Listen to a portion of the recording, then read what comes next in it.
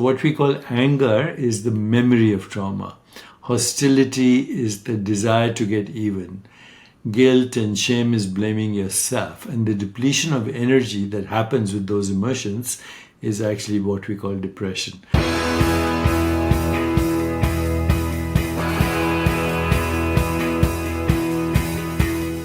Welcome to The One You Feed.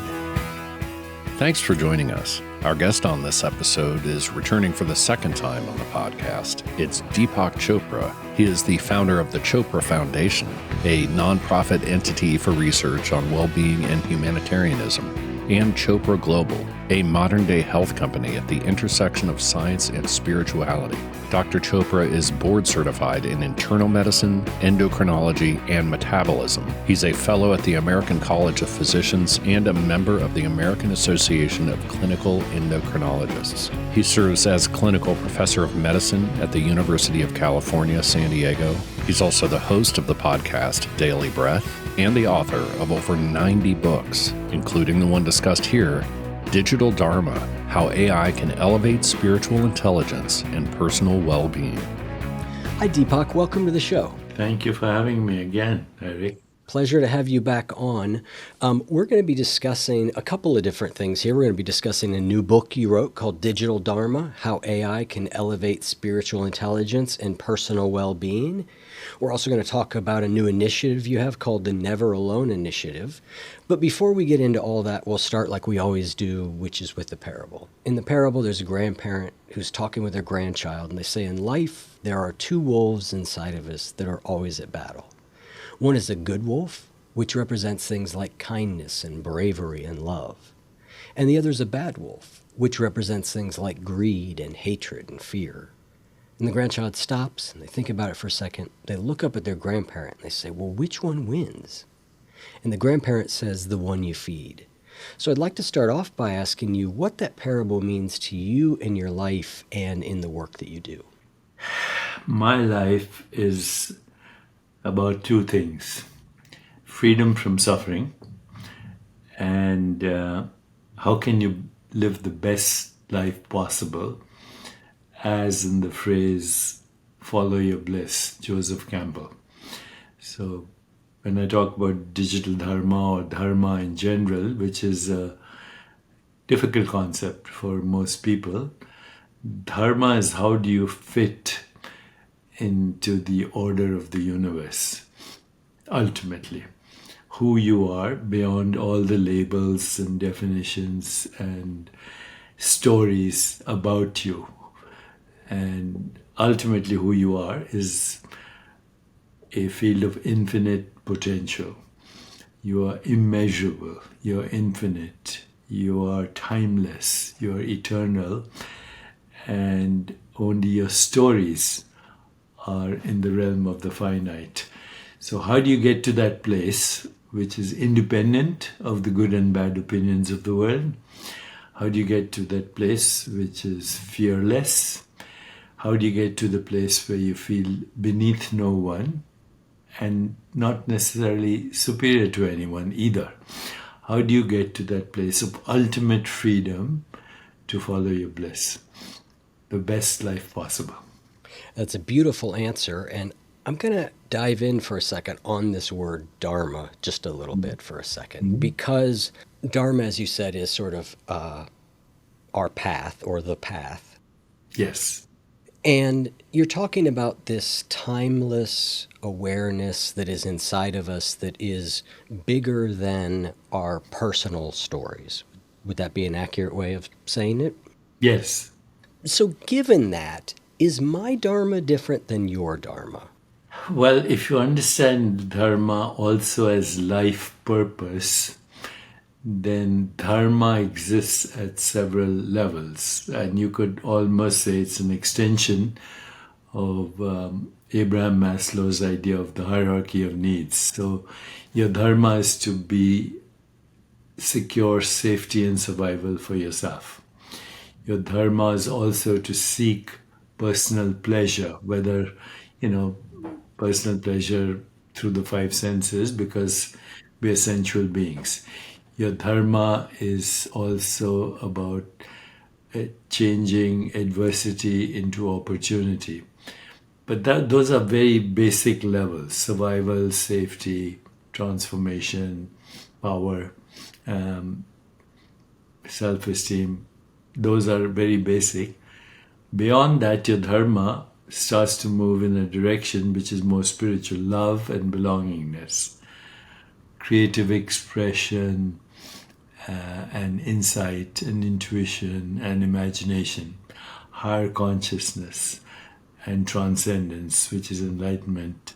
So, yes, along the way, we choose different paths, but ultimately, the peak of the mountain is total freedom and unleashing your infinite potential. That is common to you and me. Along the way, many roads, many paths leading to the peak of the mountain. That's a great way of summarizing. I really like that we're all going to have our different paths up to the mountain. But at a certain level, there is this timeless, infinite thing that is the same in me as it is in you. But on our way to that, we are actually very different, and our paths will reflect and should reflect that difference. Correct. So before we get into your latest book, Digital Dharma, I want to spend a little bit of time and talk about something called the Never Alone Initiative. Can you share with me what the Never Alone Initiative is? I'll share with you how it started. So it started during COVID, or just when COVID came, and I and some of the people in our foundation, we learned that suicide was the second most common cause of death among teens. We also learned that every 40 seconds, somebody in the world was dying from suicide. And even when we say second most common cause of death amongst teens, the first common cause is accidents and drugs, which is also linked to depression.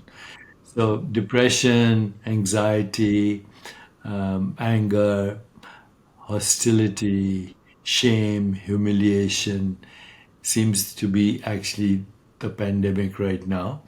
And it says it's difficult, the teens were saying that it's difficult to get through a day without crying. Difficult to get through a day without crying. So we launched Never Alone as a community platform with 4 basic ideas: attention, deep listening; affection, deep caring and love; appreciation, noticing the uniqueness of everyone; and acceptance, accepting everyone just as they are because they're so unique. And then we actually used an emotional chatbot, an AI chatbot, to talk to the teens. And we were able to intervene in 6,000 suicide ideations. And there were 20 million conversations happening simultaneously. But over the years, what we've also realized is that there are superior AI platforms in dealing with depression for teens, and that probably was not our expertise. So what we have moved in the direction of Never Alone is a whole program called Freedom from Suffering, where you're never alone, because it's obvious that people are hyper-connected and still lonely. So, now we are creating programs on Never Alone for people to actually be educated on how they can lead a life which maximizes their potential, but also connects them. In the spiritual traditions of the East, they say if you have maximum diversity, shared vision, emotional and spiritual bonding, and complementing each other's strength, no problem is unsolvable.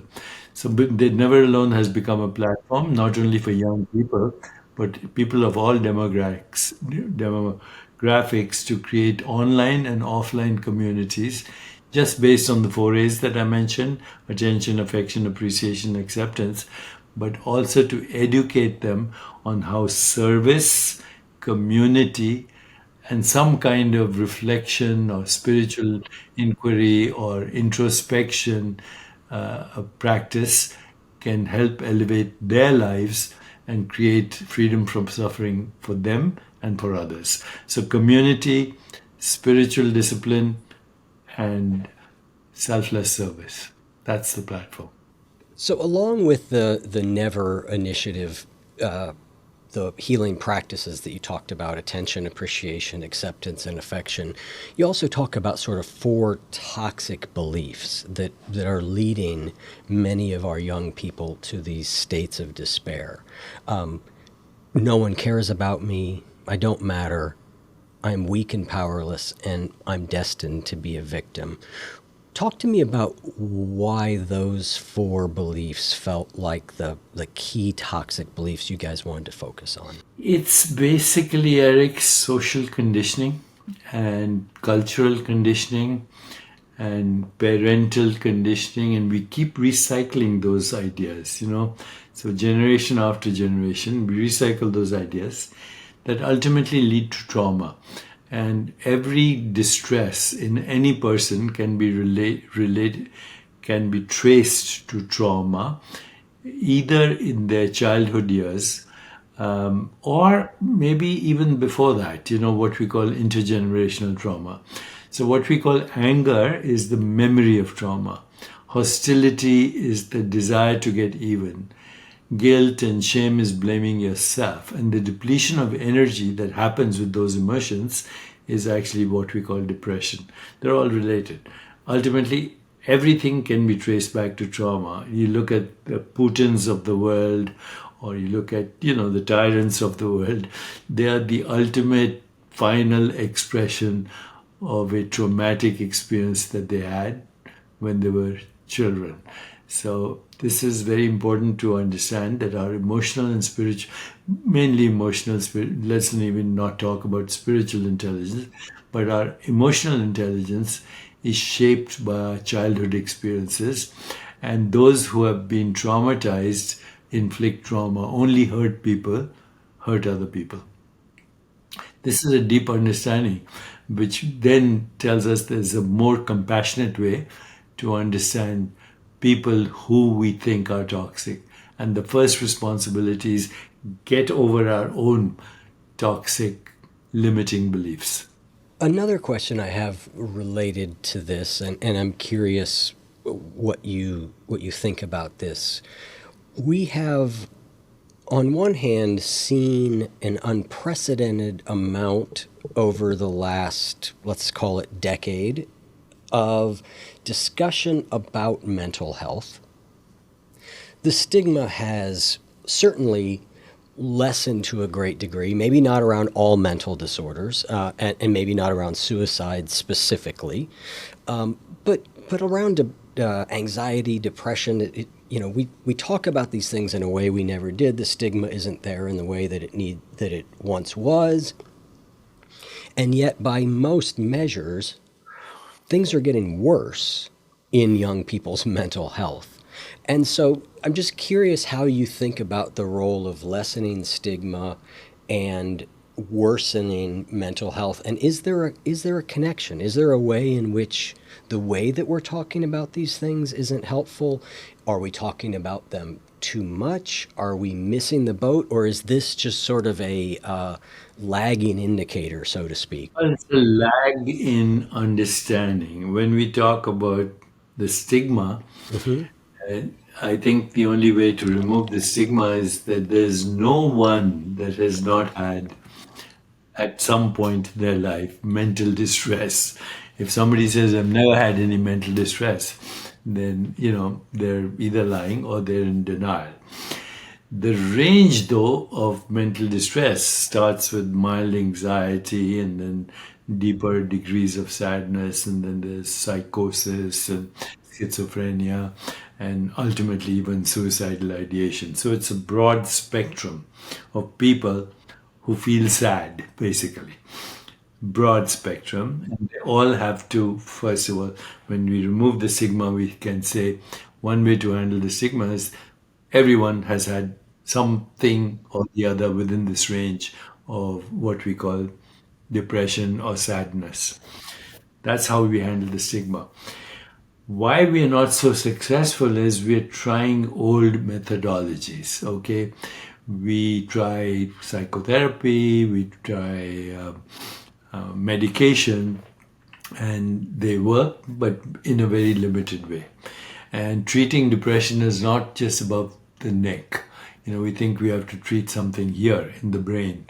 Okay, treating depression is a total body experience. It includes good sleep, it includes exercise, it includes healthy relationships, it includes a good diet, it includes mindfulness practices. How do you breathe? How do you relate?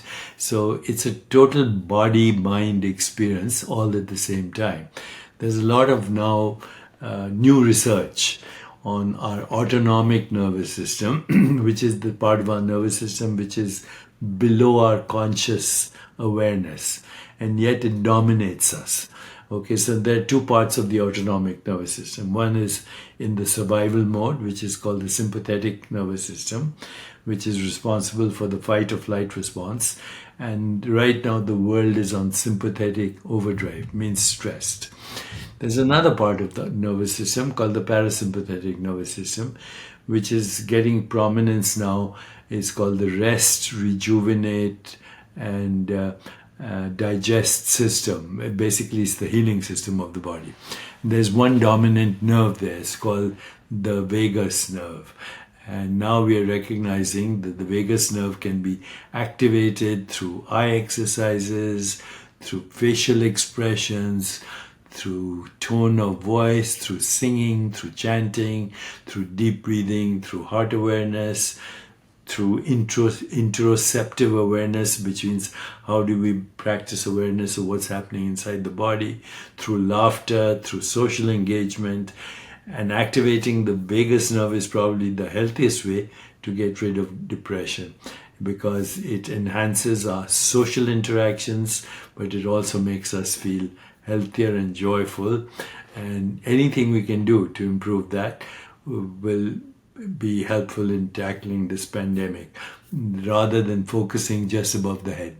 You say later in the book, you're talking about wholeness in general, and you talk about, when we talk about depression, we talk, that a real picture of depression is a many causes, many cures. That's it. Type thing, right? And I've certainly had depression at different points throughout my adult life, and that's been my experience. Is lots of different things cause it. It's hard to tweeze apart what they are, but it's multi-causal, and it has taken a variety of really just sort of trying everything from lots of different approaches as what's turned out to be the most robust sort of ongoing support for it, that also not only by taking that approach, not only lessens depression, but just increases overall well-being in so many categories. Yeah, and there's so many new disciplines now, like nutritional psychiatry. Some people will respond to just changes in their diet, and there's no universal way of predicting which diet will work for you. But now with the advent of AI and the ability to measure biomarkers, and even things like heart rate variability and other things, sleep patterns, activity levels, breathing patterns, looking at metabolic rate, and using AI to actually correlate biological parameters with moods, we can have very specific intervention.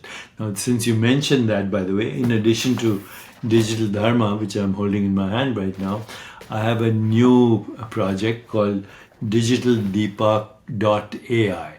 It's not an app. You can go on your browser anytime, and you can ask me a question in either Arabic or English or Spanish, and you'll get my voice answering your question, and you won't know the difference between me and my voice, but it'll research 95 of my books, 35,000 questions that I've answered over 4 decades, and everything I've done on YouTube or social media, and give you a very precise answer. Try it yourself afterwards, Eric, digitaldeepak.ai, and see if you have a question about mental health, well-being, health in general, and spirituality, and test it out yourself. It is a companion to Digital Dharma.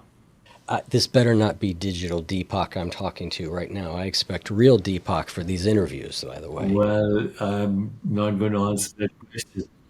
It's crazy what these things can do. I mean, I don't have 93 books, but I have hundreds of hours of podcast interviews and me talking, and I fed them to a similar thing. And I ask this, clone of me questions, and it answers like me, but even more coherent. It's stunning. That's right. It's frightening and So do you have a amazing. digital twin, Eric? Yeah, I do. It's not publicly available like digital Deepak. I keep him walled off I from. think we should have a digital Eric publicly available based on your podcast. Well, maybe the digital Eric needs to interview the digital Deepak, and we need to see what kind of craziness comes out They of can that. have a Yeah, conversation too. exactly. So let's talk about AI. That's your latest book, Digital Dharma: How AI Can Elevate Spiritual Intelligence and Personal Well-Being. You say early in the book that the reason that this idea of AI being able to help with well-being and spiritual awareness is that few of us would link the two words consciousness and machine together. Why do you feel that AI is a tool that can help us become more spiritually aware, can help our spiritual development and our personal well-being? I think a lot of people are very savvy into what AI is because they're interested. But the general public at large, is not really does not understand what we call AI. The general public, and I would say in one word that anybody who understands AI will say it's not sentient. It's not even intelligent. It's not certainly not conscious. What it is a large language model. And this is very important to understand because our entire experience of the human universe is based on language. About 40,000 years ago, the human species, Homo sapiens, took a different road than all other species, including other hominins or hominids as they're called.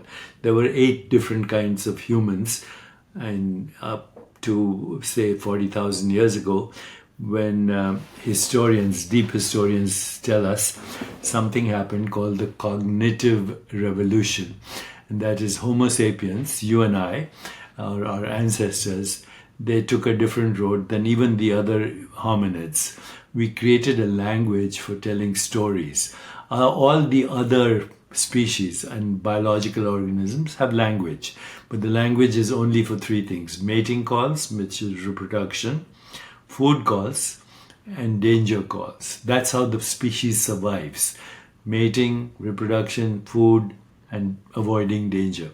Then this particular species, which is us, we created a language of telling stories. There's a phrase: to be human is to have a story. And the first stories were gossip, and the most common stories today are gossip. That never went away. But then there was another story. It was called money. Another story called latitude, longitude, colonialism, empires. The entire human experience is built on stories, which then became other stories which we call models. The models of physics, the models of mathematics, the model of biology, the models of philosophy, the model of science, the model of technology. There's no human being who has access to all these stories.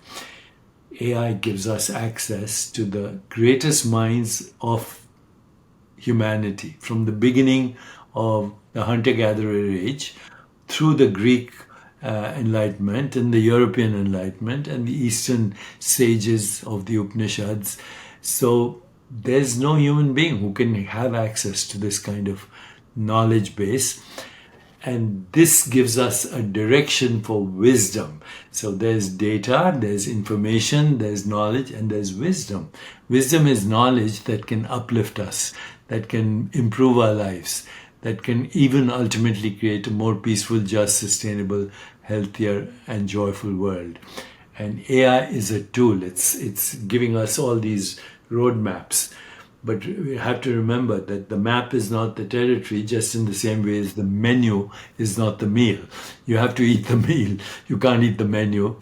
And you have to travel these different paths that AI is pointing to. So AI is a tool for everything that you can possibly do to improve your well-being and spiritual intelligence.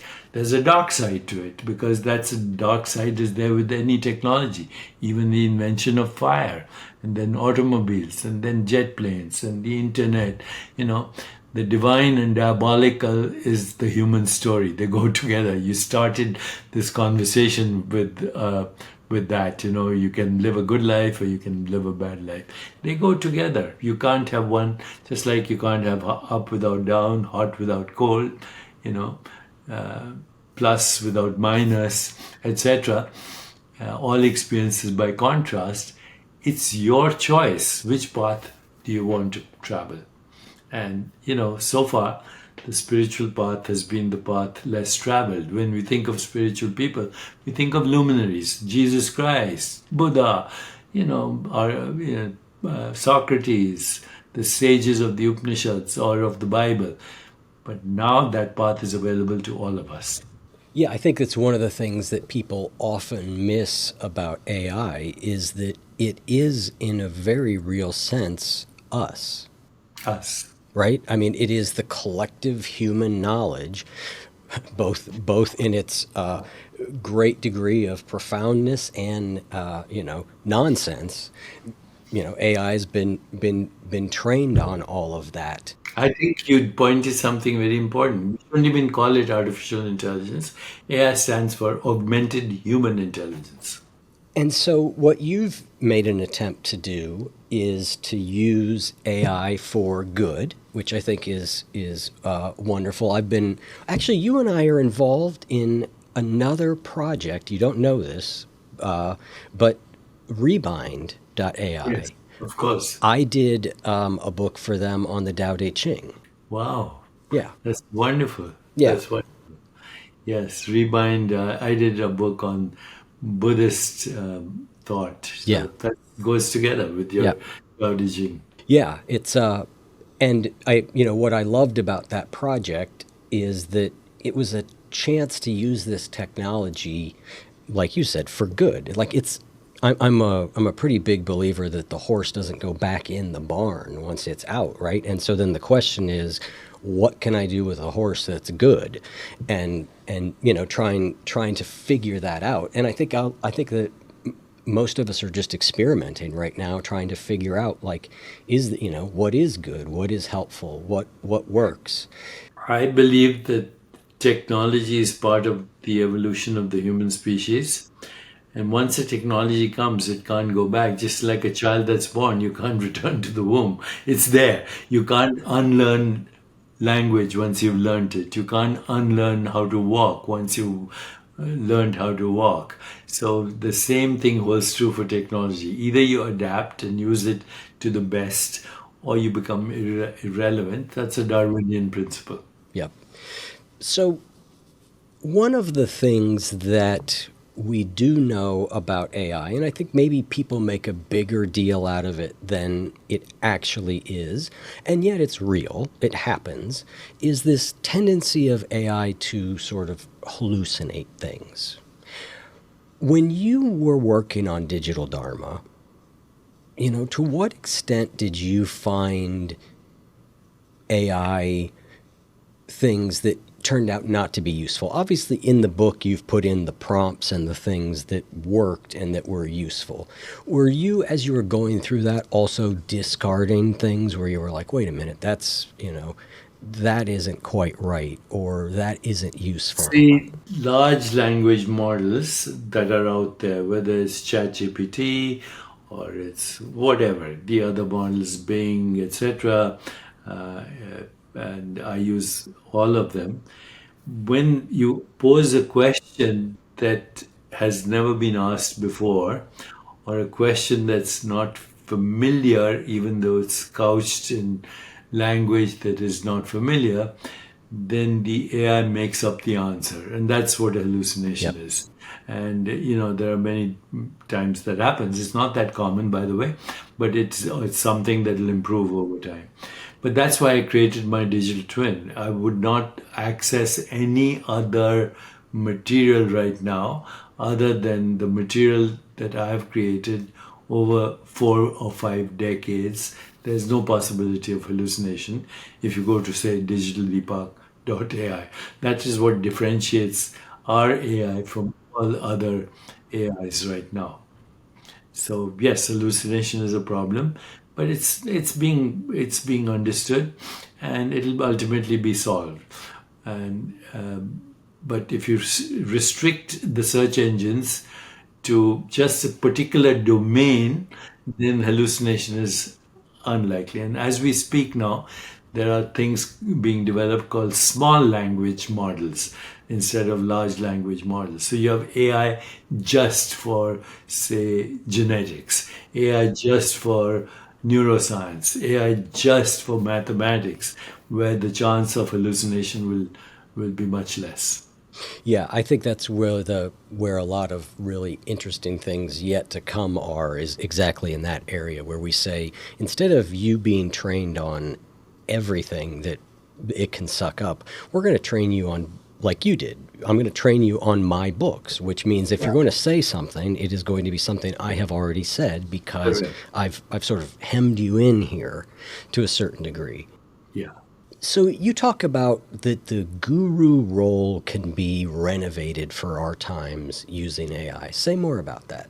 Traditionally in India, the guru was a spiritual guide and also embodied the wisdom that the guru imparted. Today, the whole realm of gurus has become more cultish. It's more about the guru than about the wisdom.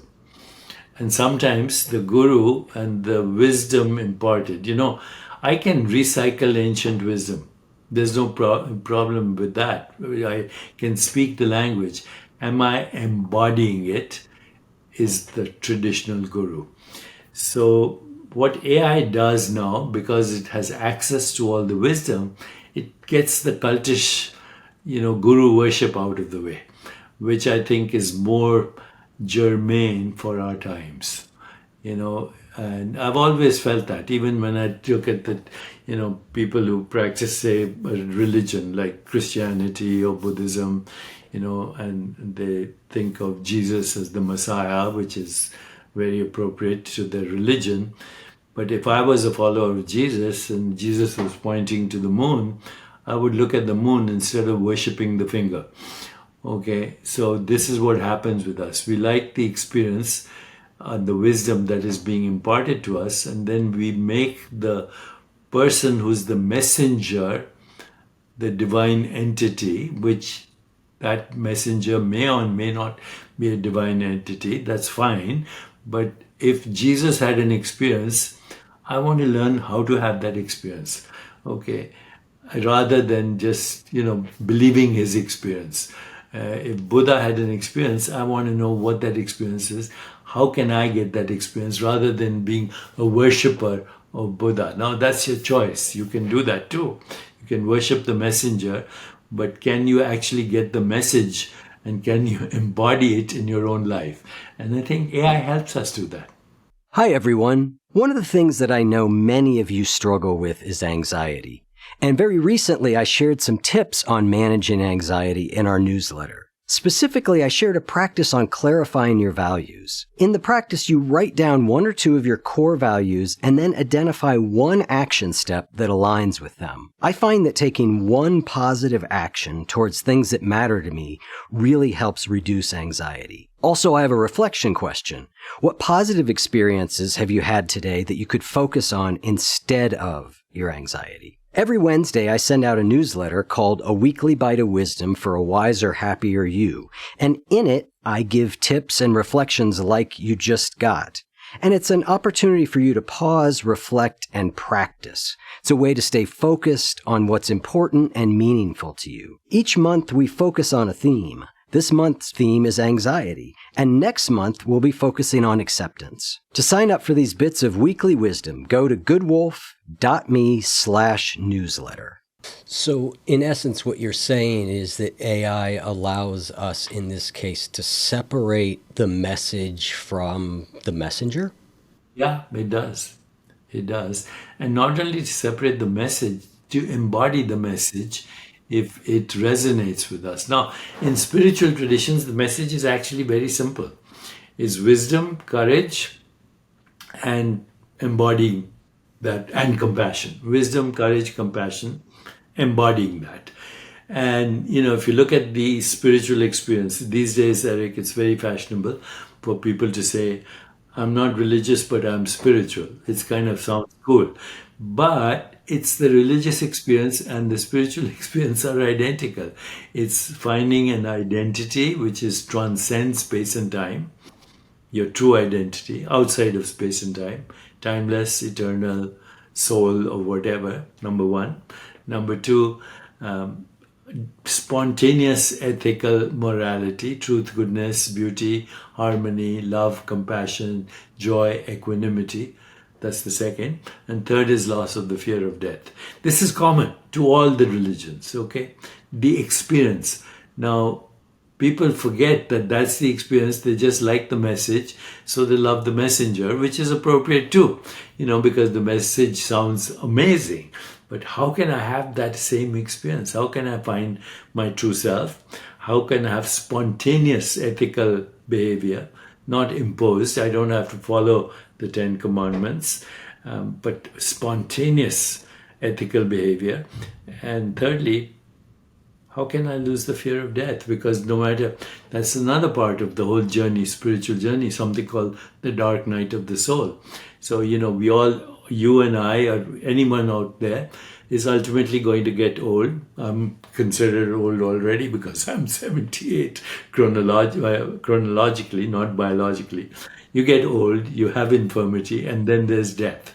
That will never go away. No matter how healthy you are, no matter how much money you have, no matter what kind of relationships you have, you will get old, you will get infirmity, and you will die. That's where spirituality comes in. I'm going to take us a slightly different direction for a second, but this is a question that's been on my mind lately as somebody who is chronologically also getting older. Everybody is great. I guess that's true. All of us. I think there are different points in our lives where it becomes a little bit more kind of in your face, so to speak. Okay. And I was the sort of person that thought that I didn't have much fear of death. As something has happened in the last couple years where the fact that I'm going to get old, I am getting old, am going to die, has become more salient. Do you feel like sometimes that the only way to truly get through that fear is to actually encounter it for real? Yes, and somehow I was lucky enough to have that imparted to me in my childhood. My mother would say that since everybody is headed in the direction of dusty death, to be in denial of it is actually to create more fear. But to be aware that death is stalking you every moment of your life. You look behind and the Prince of Death is behind you. Then you look behind again and he's closer. There was some French philosopher, he said, I forget the name right now, he said, we are all on death row. The only uncertainty is the method of execution and the length of reprieve. So I'm very conscious of the Prince of Death behind me and getting closer. That makes every moment absolutely very precious.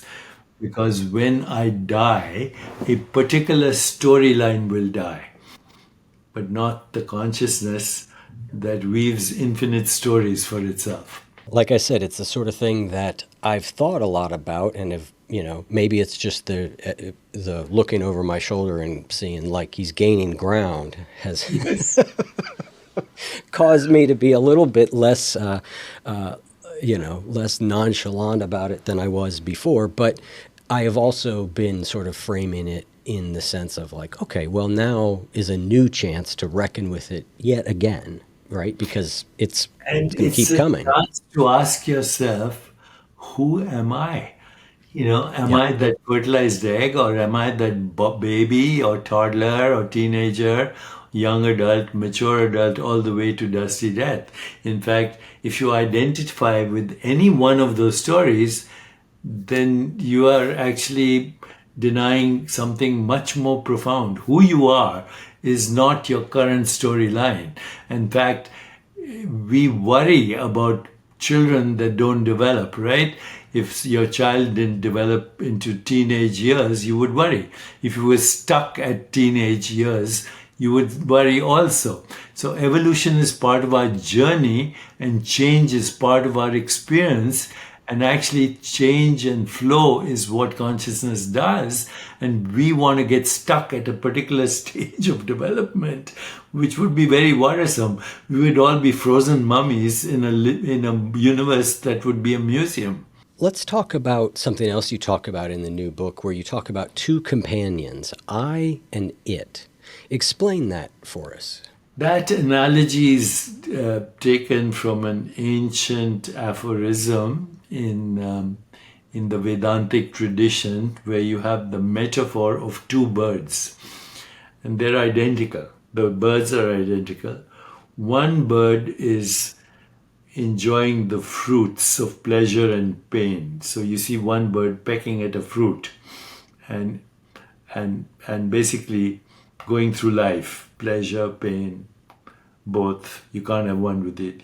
And the other is watching silently, not participating. And there's so we have these roles. One is we're totally immersed in the role, and that's our ego identity, our personality, or whatever we think, our self-images created by social constructs.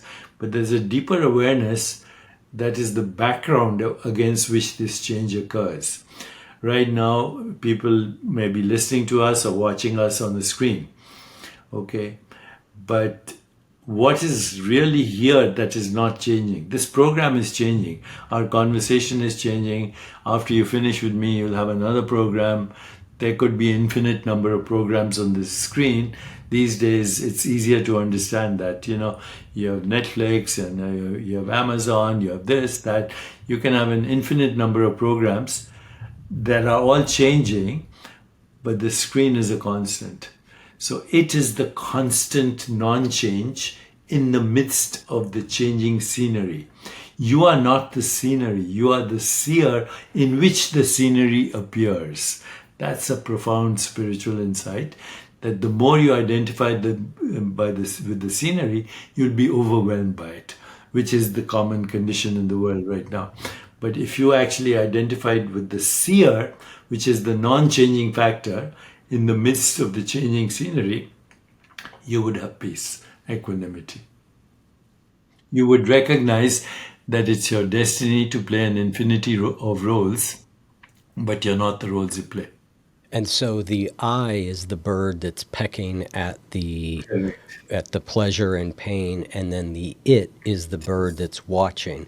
That phrase, it, is a strange phrase to try and identify with. I know, but it is that non-local being or spirit that you are.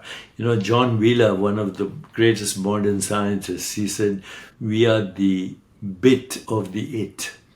The it is non-changing, and we are the bits of the it that constantly change and transform. So we are nearly out of time, but I wanted to give you a second to just tell us briefly about something called the Sages and Scientists Symposium that you have coming up. Thank you for asking that question. So September 13th, 14th, and 15th at Sanders Theatre, which houses 1,000 people, we are bringing together for 3 days thought leaders in the field of well-being, in the field of humanitarianism, and in the field of astrobiology. So it's about the future of well-being, the future of humanity, and the future of the cosmos. You may or may not know that current astrobiology, which is a new discipline There are departments of astrobiology in many universities, Harvard, Princeton, Oxford, Cambridge, Arizona, that are now positing that there are 60 billion habitable planets in the Milky Way galaxy, in the same way as you and I are, advanced civilizations, and there are 2 trillion galaxies. So this is actually current science. You can look it up, go to AI and whatever, ChatGPT, and look it up. So this is a very surprising thing right now, that, that we are part of a vast tapestry of life that seeds the entire universe. That's the finale of the conference. But it starts with the future of well-being, genetics, epigenetics, CRISPR, gene editing, messenger RNA, all of that. Then it goes into, how can we create peace and social and economic justice? How can we tackle climate change? How can we create health and well-being? That's the future of humanity. And finally, the future of the cosmos. So we invite anyone who wants to attend, sagesandscientists.org. If I were not going to be in Europe at that time, I would be seeing you there. But it sounds like a wonderful conference. We'll have links in the show notes, and if you just search Sages and Scientists and Deepak, I'm sure you'll find it. Deepak, thank you so much for coming on. It's a pleasure to see you again. Very enjoyable to talk to you. Thank you. And in about 8 minutes from now, when you release your next book, we will maybe do it again. Yes. Okay. Right. It's coming. The next book is Unveiling the Matrix. Okay. All right. Take care, Deepak. Thank you. Take care. All right. Bye. Bye.